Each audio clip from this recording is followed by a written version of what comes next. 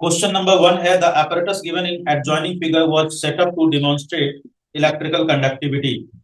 तो अब इसमें दिख रहा है कि डाइल्यूट NaOH सॉल्यूशन है, और डाइल्यूट NaOH सॉल्यूशन तो इलेक्ट्रिसिटी का बढ़िया कंडक्टर होता है क्योंकि ये आयोनाइज होगा, और आयोनाइज होगा तो Na प्लस और OH माइनस आयन में कन्वर्ट होगा। तो which of the following statement is are correct? Bulb will not glow, bulb glow करेगा, वहां पे पहला ऑप्शन गलत है। सेकंड में आ जाए, bulb will glow because NaOH is strong base and furnishes ions for conduction, तो सेकंड करेक्ट है। Third is bulb will not glow, ये गलत है। फोर्थ भी गलत है, तो मतलब एक ही ऑप्शन करेक्ट है, option C, two only. Okay, next question.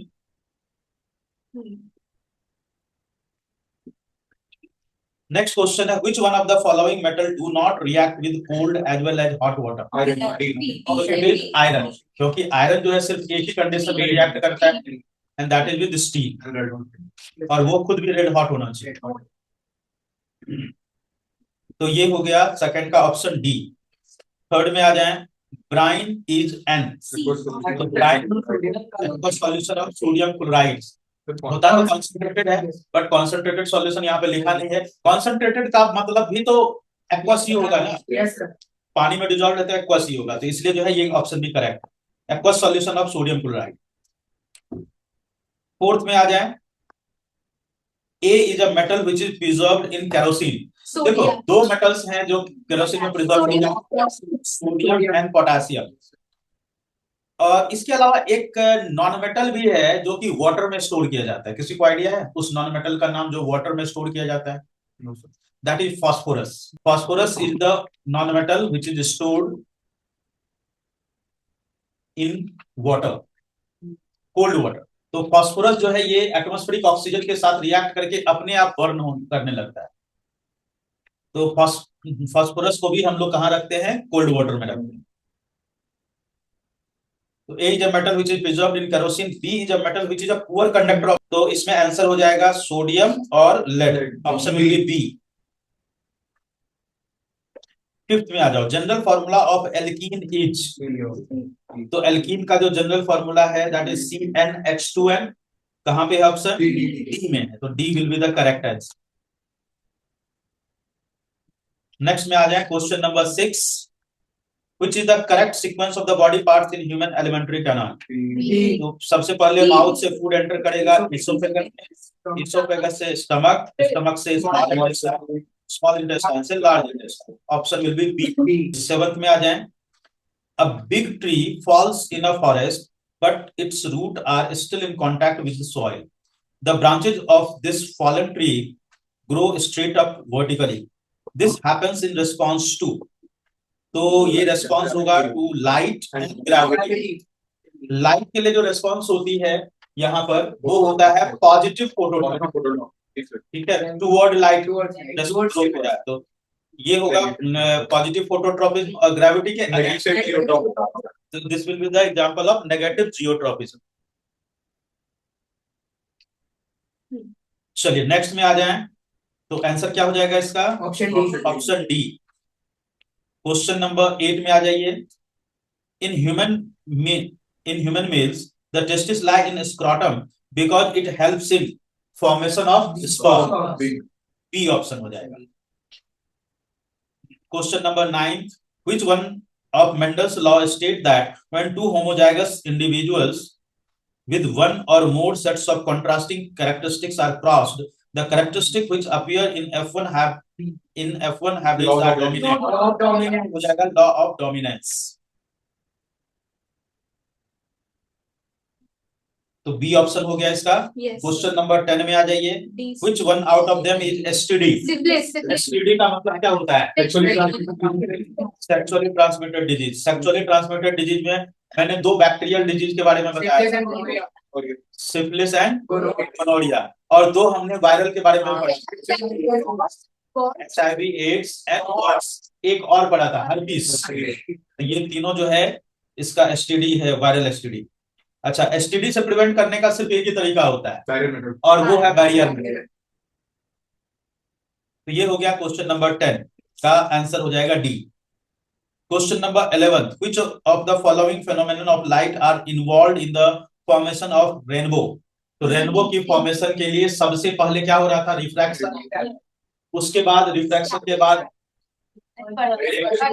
Scattering और डिस्पर्सन अलग है, डिस्पर्सन, डिस्पर्सन और उसके बाद option B, refraction, dispersion and total internal reflection.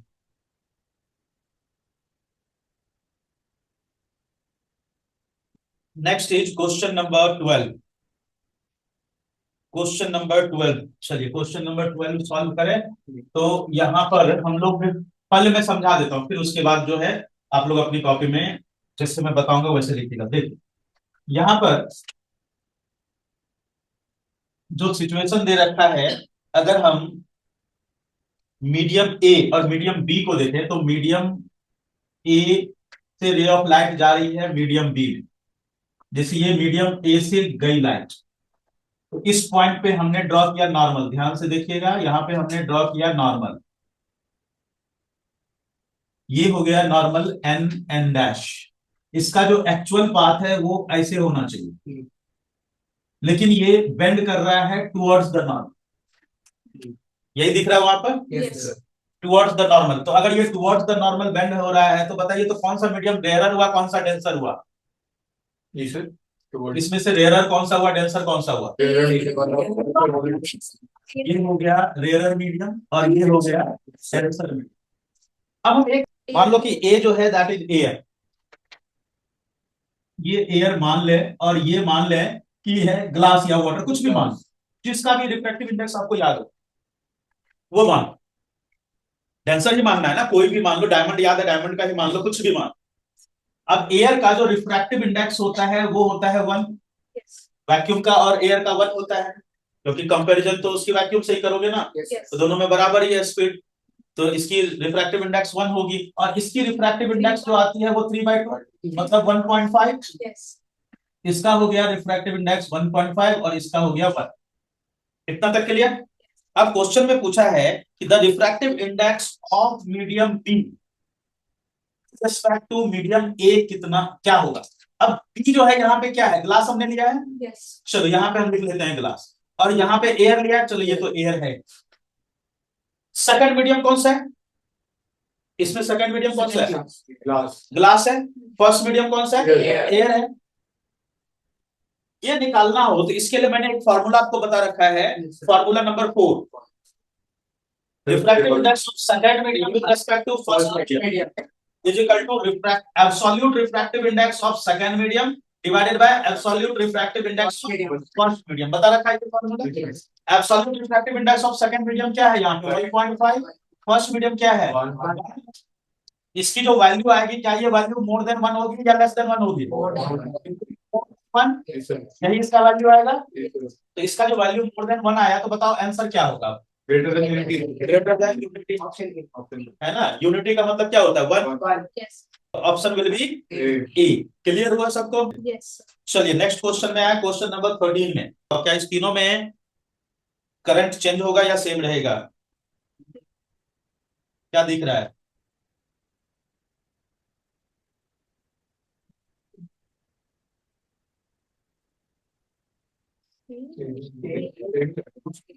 Same ही होना चाहिए ना? यस, सेम ही रहेगा सब, तीनों में करंट सेम रहेगा, सेम इन ऑल केसेस। तो क्वेश्चन नंबर 13 में current will remain same in all the cases. चलिए नेक्स्ट में आ जाएं, question number 14। 3 resistors of 2 ohm, 3 ohm, 6 ohm are connected in series. What is the potential difference across 3 ohm resistor? तो ये है आपका क्वेश्चन। करंट कैलकुलेट करने के लिए, आई कैलकुलेट करने के लिए पहले सर्किट में यहाँ का वोल्टेज निकालना है, तो हमें आई इंटू यहाँ के रेजिस्टेंस से मल्टीप्लाई करना पड़ेगा। तो आपको सबसे पहले आई निकालना पड़ेगा। आई निकालने के लिए पहले आप क्या करोगे, टोटल रेजिस्टेंस निकालोगे। रेजिस्टेंस टोटल सीरीज में होने के कारण 2 + 3 + 6 ये हो गया 11 ओम। और वोल्टेज आपको पता ही है 11 वोल्ट, तो आई इक्वल टू हो गया V/R 11/11, ये आ गया 1 एम्पियर। अब यहाँ की बी निकालने के लिए हम आई को यहाँ के आर से मल्टीप्लाई करेंगे, मतलब आई इंटू 3, ये हो जाएगा 3 वोल्ट। तो answer will be 3 volt A.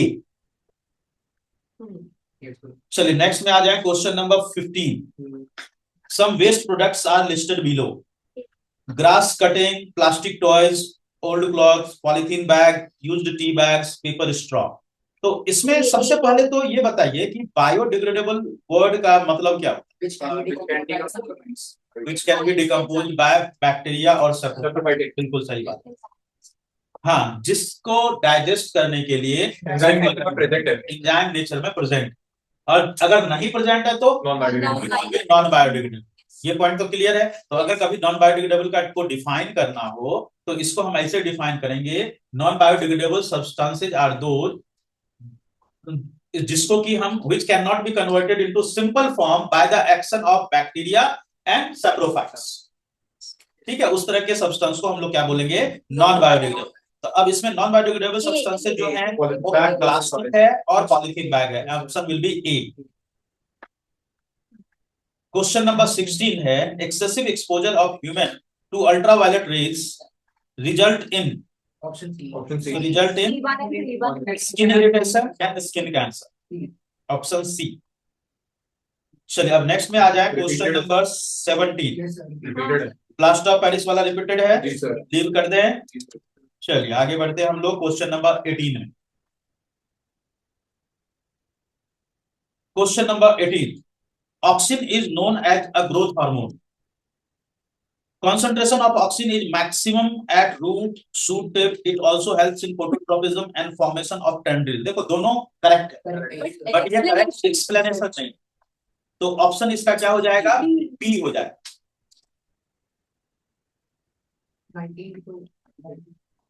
Urethra is in human male acts as urogenital canal. Correct है, दोनों चीजें पास होती है वहां से, इसलिए वो यूरोजेनाइटल, यूरो मतलब यूरिन के लिए और जेनाइटल मतलब हुआ स्पर्म के लिए। तो urethra carries only urine while sperm are carried by vas deferens. False. तो असर्शन करेक्ट, रीजन फॉल्स। कौन सा ऑप्शन है? Option C. चलिए नेक्स्ट में आ जाए, क्वेश्चन नंबर 20 में। A compass needle is placed near a current carrying wire. The deflection of compass needle decreases when the magnitude of current in the wire is increased. False है ये, increase होना चाहिए यहाँ पे। तो assertion false है। Reason में देखें, the strength of magnetic field at a point near the conductor increases on increasing the current। ये correct है। assertion correct, reason false। Option बताओ। assertion false, reason correct। Option D.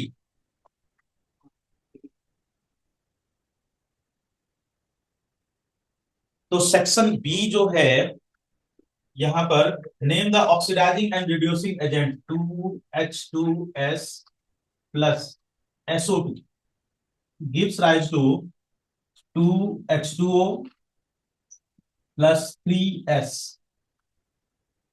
क्योंकि ये sulphur precipitate बनाएगा, इसलिए यहां पे हमने नीचे की ओर एरो बना रखा है। तो यहाँ पे हमें ऑक्सीडाइजिंग और रिड्यूसिंग एजेंट बताने हैं। देखिए सल्फर डाइऑक्साइड, किसी एक को भी फाइंड करोगे बाकी सब चीज तो अपने आप फाइंड हो जाएगा। तो यहाँ पे देखो सल्फर डाइऑक्साइड से ऑक्सीजन रिमूव हो रहा है, तो इसका मतलब सल्फर डाइऑक्साइड का क्या हुआ? रिडक्शन। और रिडक्शन हुआ तो ये हो गया, ये हो जाएगा ऑक्सीडेशन, और ये हो गया रिड्यूसिंग। तो इसको हम लोग लिखेंगे, या तो पूछा क्या है, दोनों पूछा है ना। ऑक्सीडाइजिंग एजेंट यहां पर हो गया H2S, सॉरी नहीं SO2 और रिड्यूसिंग एजेंट हो गया H2S। चलिए नेक्स्ट में आ जाए, what is a homologous series? Which two of the following organic compound belongs to same homologous. तो क्वेश्चन नंबर 22 में आ जाए, होमोलोगस सीरीज किसको बोलते हैं? सुनिए, होमोलोगस सीरीज का डेफिनेशन सुनो। होमोलोगस सीरीज हम उस ग्रुप ऑफ कंपाउंड्स को बोलते हैं, ऑर्गेनिक कंपाउंड की बात कर रहे हैं हम लोग, उस ग्रुप ऑफ ऑर्गेनिक कंपाउंड्स को बोलेंगे जिसमें जो उसके कॉन्जिक्यूटिव कंपाउंड्स होते हैं उसके बीच में CH2 का डिफरेंस और 14 यूनिट मॉलिक्यूलर मास का डिफरेंस होता है। इस सब को हम सेम जनरल फार्मूला से रिप्रेजेंट करते हैं, ठीक है। और इस सब की केमिकल प्रॉपर्टी जो होती है वो ऑलमोस्ट सेम होती है। तो उस तरह के ग्रुप ऑफ कंपाउंड्स को हम लोग क्या बोलेंगे? Homologous series. आंसर में लिखो homologous series is group of organic compounds, group of organic compounds having following properties, having following properties. First point में लिखेंगे,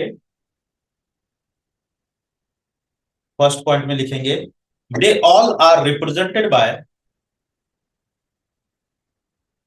they all are represented by similar general formula, similar general formula. Second point में लिखेंगे there consecutive compounds, bracket में लिखो homologue, HOMOLOGUE, homologue differ by CH2, CH2 ऐसे लिखना CH2 और 14 unit molecular mass, और 14 यूनिट मॉलिक्यूलर मास. दो point हो गए. ओके, आगे बढ़ते हैं हम लोग. which two of the following organic compounds belong to same homolog? CH3 कौन से ग्रुप से बिलोंग करता है? ये अल्काइल ग्रुप से बिलोंग करता है. ये कौन सा अल्काइल है? ये है मिथाइल, मिथाइल है. चलिए नेक्स्ट में आता है C2H6. C2H6 बिलोंग करता है एल्केन, और ये कौन सा एल्केन है? इथेन है. थर्ड में है C2H6O. C2H6O ये क्या लग रहा है, क्या होना चाहिए? ये है अल्कोहल है, बिल्कुल ये अल्कोहल है, इथेनॉल. ये अल्कोहल है, इथेनॉल. C2H6O2 एक्चुअली ये गलत लिखा हुआ है, C2H4O2, C2H4O2 होगा वहां पर. और ये है कार्बोक्सिलिक एसिड, और ये है इथेनॉइक एसिड.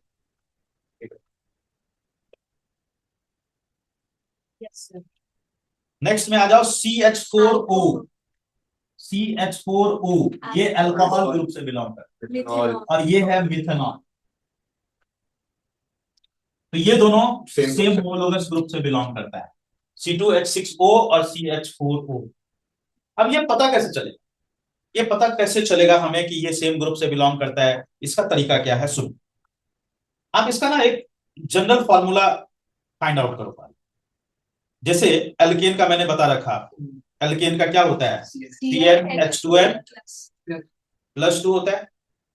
उसी तरह से आप एल्काइल का फाइंड आउट करो, क्या होगा? लिख लिया एल्काइल का. चलो अब उसके बाद नेक्स्ट है अल्कोहल. अल्कोहल का फॉर्मूला नाम क्या बनेगा? Cn नहीं बन, ये बन CnH2n +2. ठीक है, अल्कोहल का बना लिया, लिख लिया सबने. क्या लिखा? CnH2n +2O. अब आ जाओ कार्बोक्सिलिक एसिड, CnH2nO2, ये बन जाएगा कार्बोक्सिलिक एसिड. ये कार्बोक्सिलिक एसिड का भी होगा, एक और कंपाउंड का होगा. नहीं एस्टर का. यस एग्जैक्टली, एस्टर का भी होगा, दोनों का होगा. अच्छा, एल्डिहाइड का भी बना लें साथ ही साथ. एल्डिहाइड का क्या बनेगा? कोई एक एल्डिहाइड ले लो, कोई भी एक एल्डिहाइड ले लो. चलो कोई इथेनॉल ले लेते हैं. चलो CH3CHO, ये हो गया इथेनॉल, एल्डिहाइड. क्या फॉर्मूला बना? CnH2n -1CHO. CnH2nO. CnH2nO. और ये दो का फॉर्मूला बनता है, एल्डिहाइड और कीटोन. ये कंडेंस्ड फॉर्मूला. तो इस तरीके से अगर ये याद रहेगा तो आप आराम से होमोलोगस सीरीज बना सकते हो, याद भी रख सकते हो, कंपाउंड भी याद रख सकते हो। चलिए आगे बढ़ते हैं। सर एक second.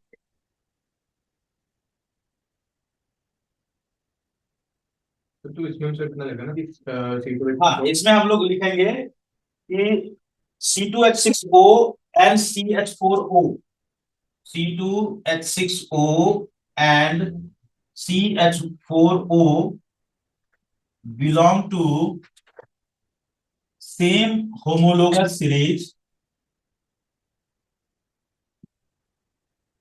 same homologous series of alcohol.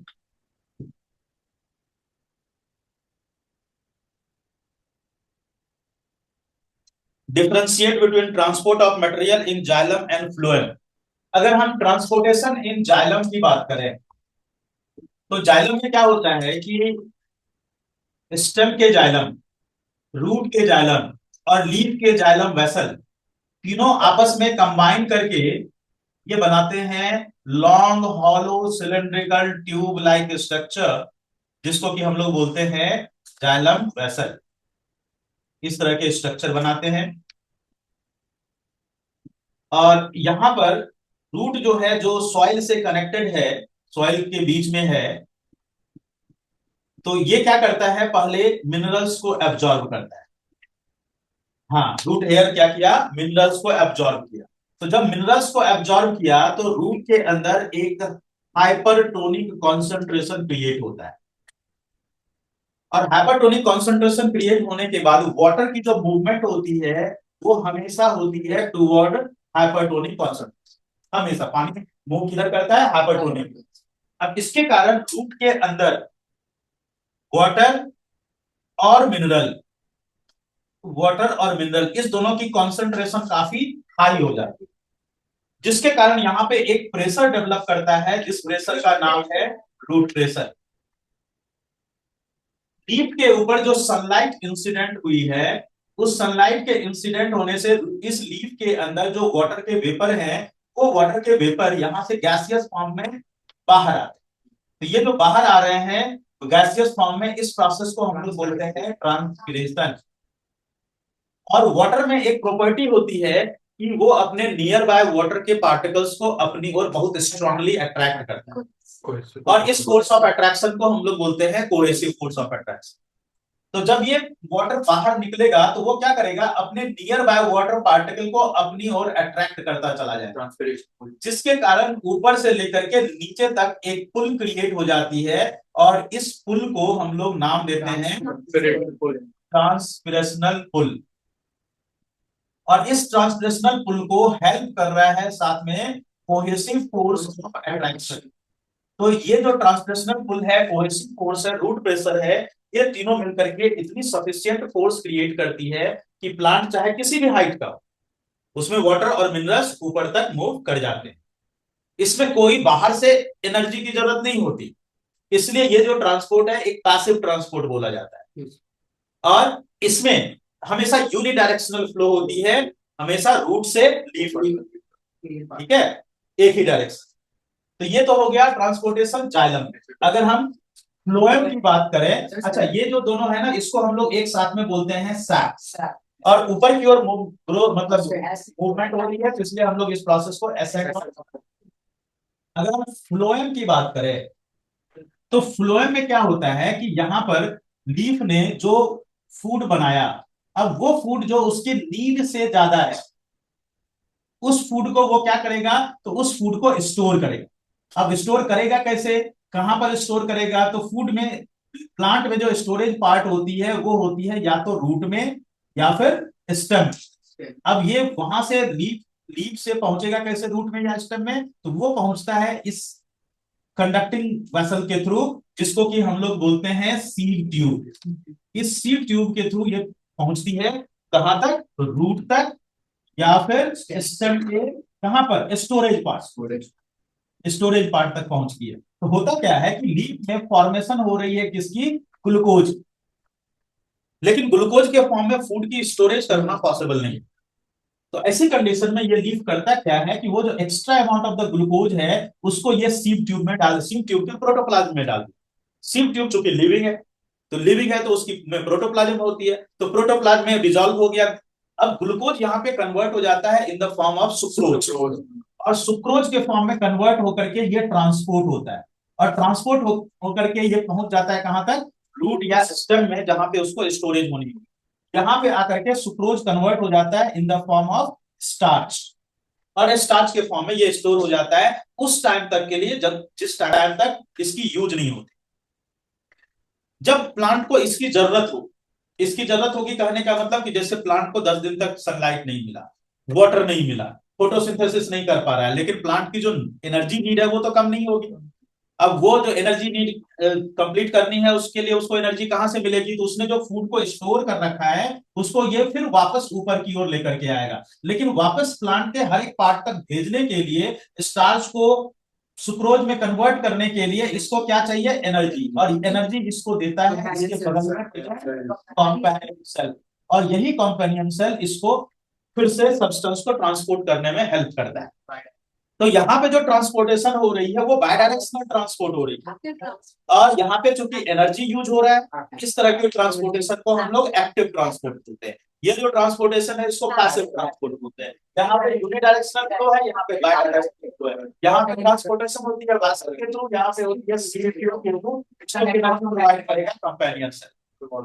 यहाँ पे वाटर और मिनरल की ट्रांसपोर्टेशन होगी, यहाँ पे ट्रांसपोर्टेशन होगी प्रिपेयर्ड फूड की। इस ट्रांसपोर्टेशन को एसेट ऑफ सैप बोलते हैं, इसको हम लोग ट्रांसलोकेशन, इसका नाम होता है translocation.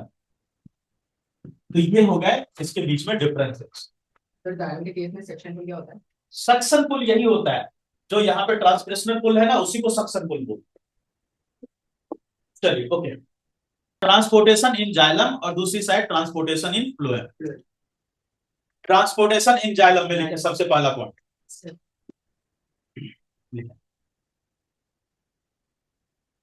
water and minerals, water and minerals are transported, water and minerals are transported through xylem vessel, transported through xylem vessel from root to leaves unidirectionally, unidirectionally। इसमें लिखेंगे prepared food is transported, prepared food is transported from leaf to storage part of root and stem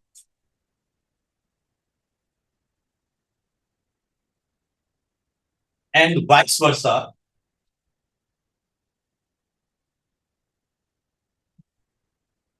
through sieve tube, Bidirectional. through sieve tube bidirectional। With the help of companion cells. वो बात bidirectional। Yes. Second point में लिखेंगे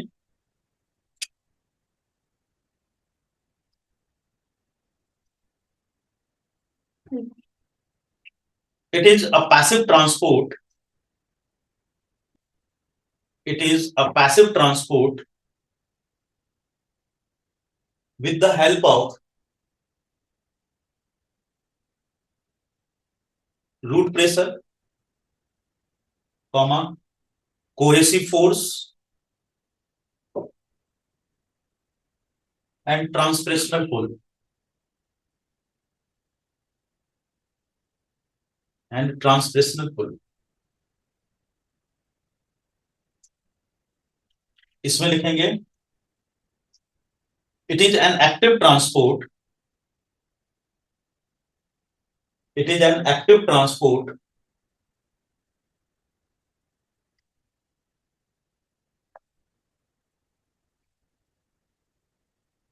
and no such forces are present.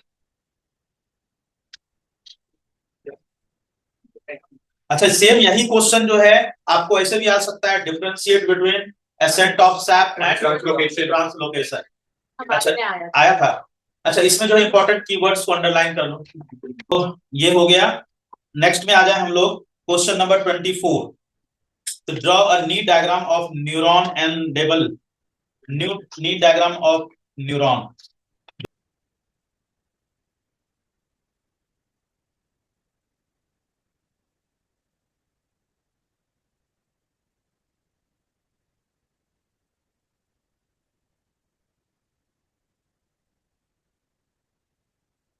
तो इसमें हमें labelling करनी है dendrite and axon. तो ये हो गया डेंड्राइट और ये वाला पार्ट हो गया एक्सॉन। चलिए नेक्स्ट क्वेश्चन में आते हैं। Question number 25। A blue colour flowering plant denoted by capital B is crossbred with that of white colour flower denoted by small b। State the color of the flower you would expect in their F1 generation plants. तो repeated question है तो इसको नहीं करेंगे हम लोग। Question number 26। Draw ray diagram to show the formation of magnified real and magnified virtual. तो 26 का A मैग्नीफाइड रियल इमेज। हमें कौन सा लेंस दे रखा है? Converging lens. कन्वर्जिंग लेंस कौन सा लेंस होता है?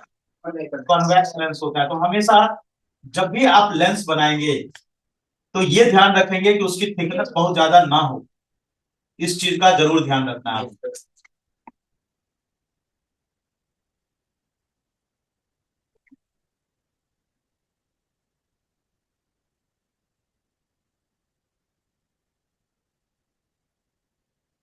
तो ऑब्जेक्ट है यहाँ पर F1 टू F1 के बीच में। ये हो गया हमारा अपर्चर। एक ray of light parallel I, focus से पास की। दूसरी ray of light optical centre से अनडेविएटेड पास की, यहां पर क्रॉस हुआ। ए बी हमारा ऑब्जेक्ट है, ए डैश बी डैश पर बन गया इमेज। तो ये हो गया मैग्नीफाइड एंड रियल इमेज। अब हम लोग आ जाते हैं magnified and virtual image.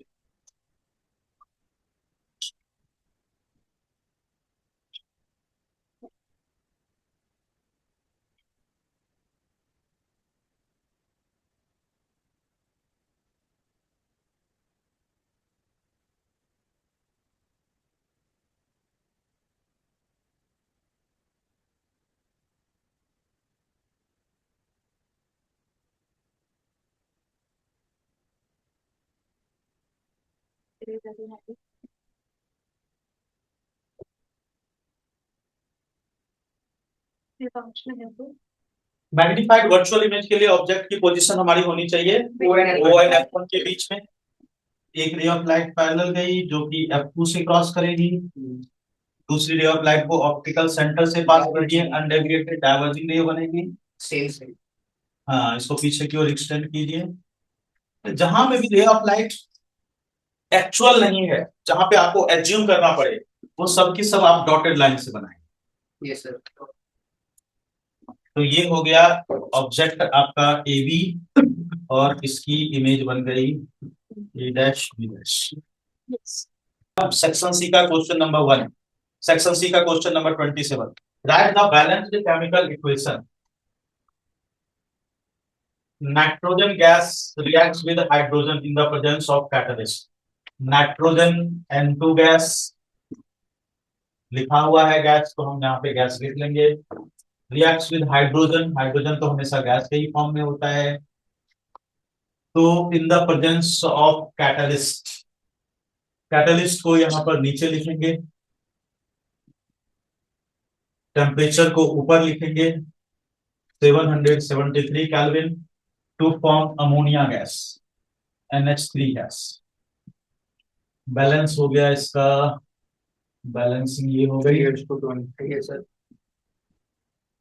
Type of reaction इसका हो जाएगा combination reaction. Combination reaction first हो गया, सेकंड में आते हैं।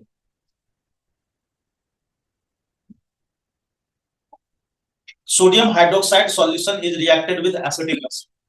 Sodium hydroxide solution is reacted with acetic acid CH3COOH। तो दोनों आपस होंगे।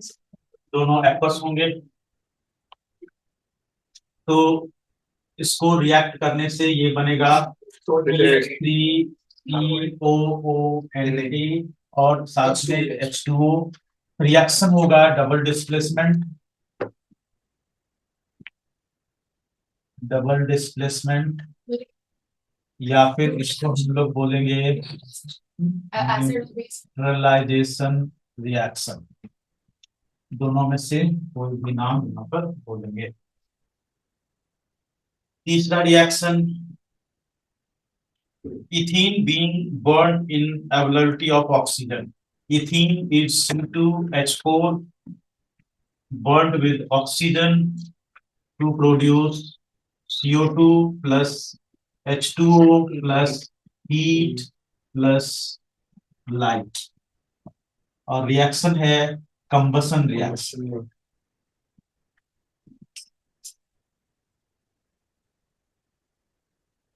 इस इक्वेशन को कर लें बैलेंस। दो कार्बन है, यहाँ पर दो कार्बन हो गया, हाइड्रोजन यहाँ पर 4 है, 2 कर दिया, तो टोटल ऑक्सीजन कितना हो गया, 4 यहाँ हुआ और 2 यहाँ हुआ, 6। 3 दो कार्बन, 2 कार्बन, 4 हाइड्रोजन, 4 हाइड्रोजन, 6, 2 और 2। चलो ओके, तो समझ में आ गया जी सर। तो बताइए एक्स क्या ढूंढा, CaCO3 with acid gives a gas। Gas कौन सा होगा, CO2।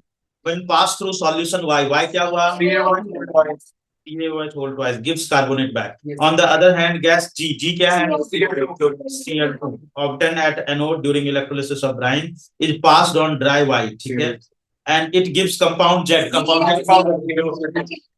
AOCl2 ब्लीचिंग पाउडर हो गया। वेरी गुड, बहुत बढ़िया। चलिए तो हम लोग इसको सॉल्व करें properly. Metal carbonate X is CaCO3। उसके बाद इसको हम कर ले जाएंगे। उसके बाद यहाँ पे हम क्या करेंगे, CaCO3 को किसी एसिड के साथ रिएक्ट कर लेंगे, HCl। तो यहाँ पर बना CaCO3 plus CaCl2 plus H2O plus CO2 gas. When pass through solution Y, तो यहाँ पे जो गैस प्रोड्यूस हो रही है CO2, तो यहाँ पर CO2 is pass through solution Y। अब यहाँ पर हम लेंगे solution Y is CaOH whole twice। when pass through, तो YCaOH whole twice plus CO2 gives rise to CaCO3 plus H2O। ये हो जाएगा व्हाइट प्रेसिपिटेट, और इसके नीचे हम लिखेंगे यहाँ पर X। इस तरह से लिखना होगा।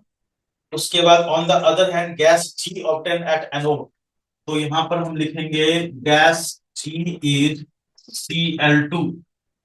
इसको अंडरलाइन कर लेंगे। Gas G obtain at anode during electrolysis of Bryan is passed on dry Y। तो Y यहाँ पर हमने ले लिया CaOH होल ट्वाइस, इसको लिखेंगे जैसे dry Y plus Cl2 gas, और इसके नीचे लिखेंगे G।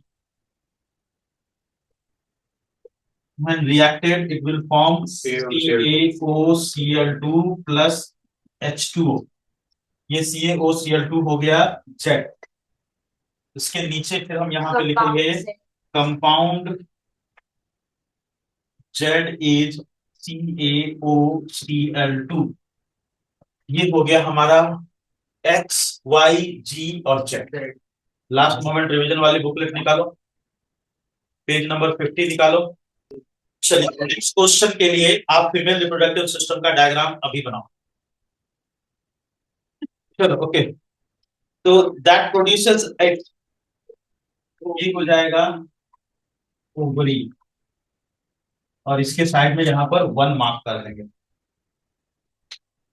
Where the fusion of egg and sperm takes place? और बेटा फैलोपियन ट्यूब और ओविडक्ट। इसके बगल में यहाँ पर सेकंड मार्क करेंगे। Where zygote and embryo is implanted, ये वाला जो लाइन दे रखा है ना यहाँ पर, इसको इसको हम लोग ऐसे मार्क करेंगे, ये हो जाएगा यूटेरस, और इसको हम लोग 3 मार्क करेंगे।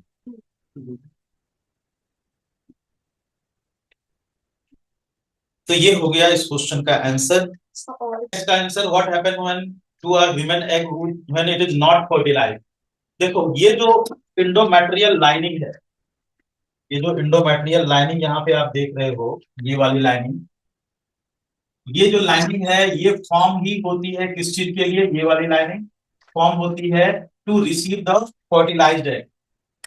ठीक है, ये वाली लाइनिंग किस चीज के लिए बनती है? To receive fertilised egg. और अगर ये एग फर्टिलाइज नहीं हुआ तो क्या होगा कि एग जैसे यहाँ पे आया और यहाँ पे उसने एक दिन वेट किया, अगर उस बीच में वहां पे फर्टिलाइज नहीं हुआ तो एग तो डिजनरेट हुआ, डिजनरेट हो गया। तो ये लेयर जो है, जो बना था इस फर्टिलाइज्ड एग को रिसीव करने के लिए, उसका कोई काम नहीं है। तो कोई काम नहीं है तो उसका होगा क्या? वो बॉडी से शेड ऑफ हो, और ये जो शेडिंग ऑफ प्रोसेस होगी, ये जो लेयर है जो बनी, जिसको हम लोग बोलते हैं एंडोमैट्रियम।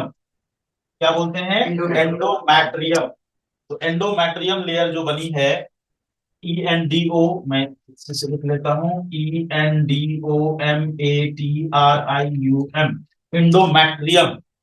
ये जो लेयर है, जो है thick, spongy, muscular and vascular, ये लेयर, इसका अब कोई रोल नहीं रहा। रोल नहीं रहा तो ये शेड ऑफ होगी, टूट करके बाहर निकलेगी। तो ये बाहर निकलेगी, इसी शेडिंग ऑफ प्रोसेस को हम लोग बोलते हैं menstruation. That last for 3 to 5 days। ये कब होता है? When egg cell is not fertilised. अगर फर्टिलाइज हुआ तब कंप्लीट बेबी का डेवलपमेंट होगा, फिर आगे की प्रोसेस जो है जेस्टेशन पीरियड स्टार्ट होगा। लिख, इसमें लिखो और वाले पार्ट में, when human egg is not fertilized, when human egg is not fertilized,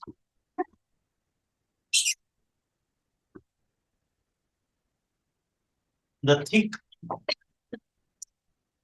spongy, muscular and vascular endometrial layer,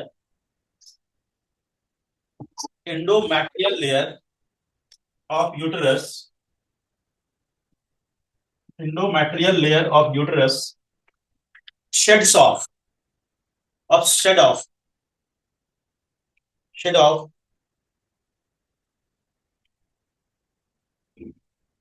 which is called as, which is called as menstrual flow, which is called as menstrual flow, that lasts for, that lasts for 3 to 5 days, lasts for 3 to 5 days। तो ये हो गया इस question का answer, और यही answer आपको लिखना होगा। चलिए नेक्स्ट में आ जाएं क्वेश्चन नंबर 30th में, और क्वेश्चन नंबर 30th है, a 14-year-old student is not able to see clearly the questions written on the blackboard placed at a distance of 5 meters from him। कौन सी डिजीज है? Myopia, या near sightedness भी बोल सकते हो इसको, मतलब नजदीक की चीज दिखती है, दूर की नहीं दिखती। सेम क्वेश्चन था।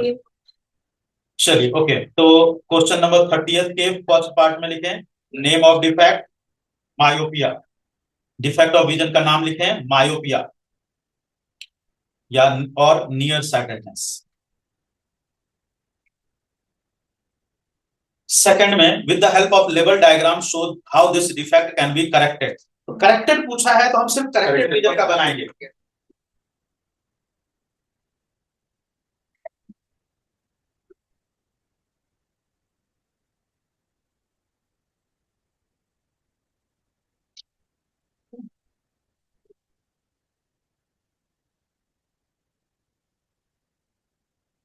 मायोपिया है, कौन सा करेक्टिव लेंस यूज करेंगे?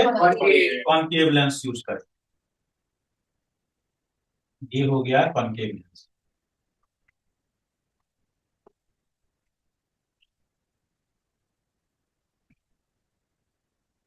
दूर की चीज नहीं दिख रही उसको, है ना? दूर की चीज नहीं दिख रही तो इसका मतलब दूर से रे ऑफ लाइट आता हुआ दिखाएंगे। दूर से जब भी रे ऑफ लाइट आएगा तो पैरेलल आएगा। क्लियर हुआ ना ये पॉइंट? आप लोगों ने इसमें गड़बड़ करी थी मायोपिया में, हाइपरमेट्रोपिया होता है। वहां पे क्यों पैरेलल लाइट दिखाएंगे? वहां पे नजदीक से दिखाएंगे ना, है ना? नजदीक से दिखाएंगे क्योंकि उसको नजदीक की चीज नहीं दिख रही। तो यहाँ पे जो है मायोपिया में दूर की चीज नहीं दिख रही, तो आपको दूर से सब लगाना पड़ेगा। यहाँ पे पैरेलल रे ऑफ लाइट लेकर के आए हम, और ये जो पैरेलल रेज है इस कौन सी लेंस है ये?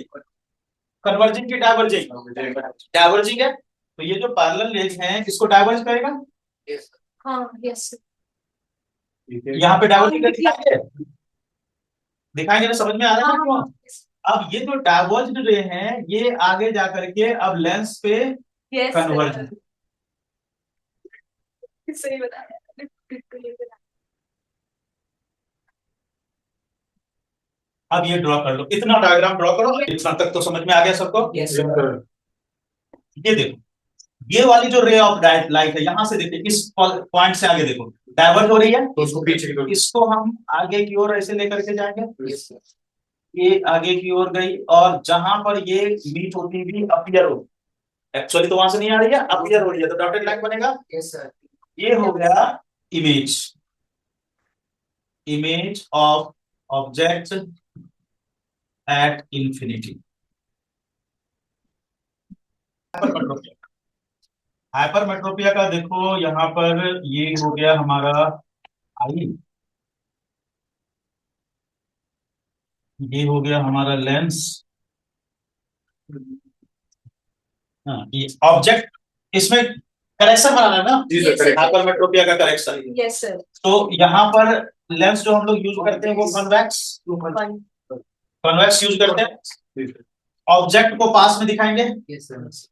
मान लीजिए यहाँ पे पास में ऑब्जेक्ट है, यहां से रे ऑफ लाइट गई इस पर कॉन्वेक्स लेंस में, ठीक है। अब कॉन्वेक्स लेंस कौन सा लेंस है? कन्वर्जिंग। तो थोड़ा सा convert करें। हल्का सा, ज्यादा नहीं, हल्का सा कन्वर्ज कीजिए। ये थोड़ा ज्यादा ही हो गया, इतना ज्यादा भी नहीं करना है, थोड़ा सा हल्का सा कन्वर्ज कीजिए।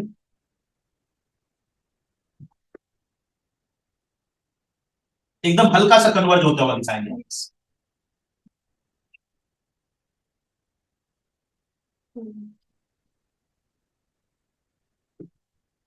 ठीक है, और अब जो है यहाँ पे हल्का सा कन्वर्जन के बाद ये अब जो है रेटिना पे फोकस हुई,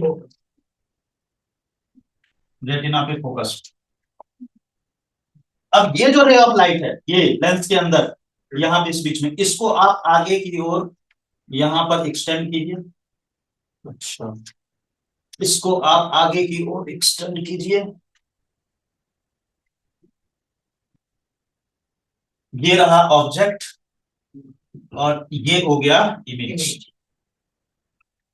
यही तो था, करना था उसको, नजदीक नहीं दिख रहा था, उसको दूर ले जाना पड़ेगा। ऑब्जेक्ट की इमेज यहाँ दूर चली गई। तो ये हो गया करेक्शन ऑफ मायोपिया, हाइपरमेट्रोपिया। नहीं, ये हुआ मायोपिया और ये हो गया हाइपर।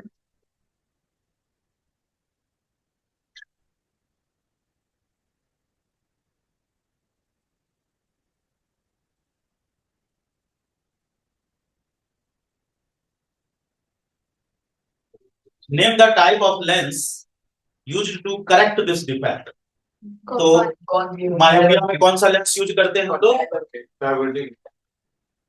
टाइप ऑफ लेंस पूछा है, नेचर ऑफ लेंस को ही पूछना है आपसे। टाइप ऑफ लेंस पूछा, टाइप बोलोगे, नेचर क्यों बोलोगे? It will be concave lens. चलिए अब हम लोग आ जाते हैं इसके और वाले पार्ट। और वाले पार्ट का जो सबसे पहला क्वेश्चन है, a person is suffering from both myopia and hypermetropia, bifocal, what kind of lenses can correct this defect. और वाले पार्ट के बी में आंसर में लिखो what kind of lenses can correct this defect, तो लिखो इसका आंसर लिखो bifocal lens, bifocal lens of suitable focal length, how are these lenses prepared।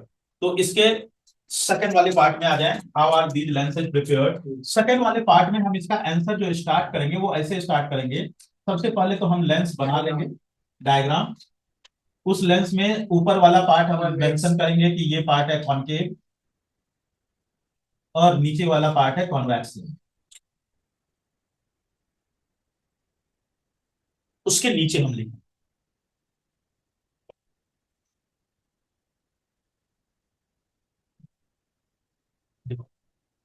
concave and convex lenses are kept in contact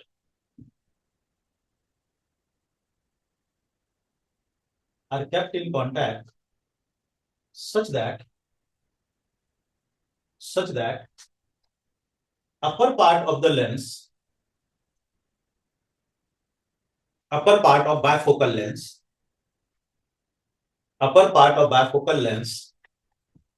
is made up of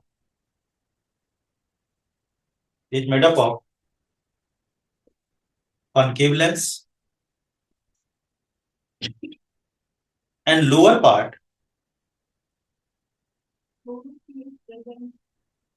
is made up of convex lens। हो गया x Y, ये हो गया हमारा nichrome wire x Y. हाँ, यहाँ पर 4 battery लगेंगे, बैटरी का कनेक्शन सोचिए कि कैसे हम लोग लास्ट मोमेंट में पहुंच चुके हैं और आप लोग एक सर्किट तक सही नहीं बना रहे थे।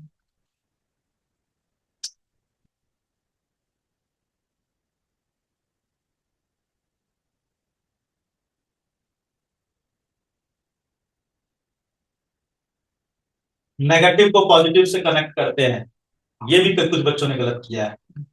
बैटरी में पॉजिटिव नेगेटिव डालते हैं, ये भी बच्चों ने गलत कर दिया। एमीटर का जो साइड नेगेटिव की तरफ है उसको नेगेटिव लिखेंगे ना, जो साइड पॉजिटिव की तरफ है उसको पॉजिटिव लिखेंगे। उसके बाद यहाँ पर हम लगाएंगे एक वोल्ट मीटर, तो वोल्ट मीटर जब लगाएंगे एक्स वाई से, तो वोल्ट मीटर का जो साइड देखिए, ये साइड पॉजिटिव से की तरफ है पॉजिटिव हो गया, ये साइड नेगेटिव की तरफ है नेगेटिव हो गया। अब क्लोज्ड बनाएंगे तो करंट भी तो बनाएंगे, फ्लो ऑफ करंट भी तो दिखाएंगे। Total voltage 6 volt. अब यहाँ पे वोल्टेज जो है 6 volt, 0.5 metre, 1.5 into 4 is equal to 6 volt हो गया। और ऊपर 0.5, ये यहाँ पे आप लिख लीजिए 0.5 मीटर इन नाइक्रोम वायर हो गई।